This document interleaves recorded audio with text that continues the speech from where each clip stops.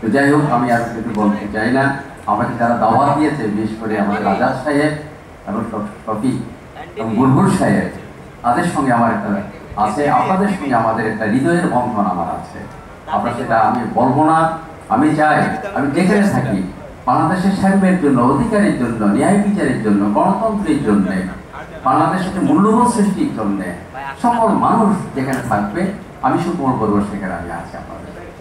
এই কথাগুলি বলে আমি আবারও আজকে যারা এখানে বসে আছে অসম্ভব বরেণ্য ব্যক্তিবর্গ আমি দেখেছি।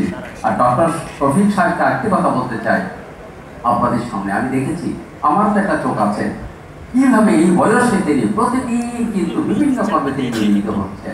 এইরকম নেতা আমার বড় দুর্লভ, বড়ই দুর্লভ, বড়ই দুর্লভ। এই নেতাকে আপনারা সকলে সম্মান করবেন এবং জামাত ইসলামের সকলকে আপনারা ধারণ করবেন। এই কথাগুলো বলে আমার বক্তব্য আমি শেষ করছি। আমি একজন বৌদ্ধ, আপনাদেরকে অভিনন্দন জানাচ্ছি, সাধুবাদ জানাচ্ছি, আপনাদের কাছে কাজের প্রশংসা করছি। আমি সকলের জয় হোক, সকলের মঙ্গল হোক, সকলের কল্যাণ হোক।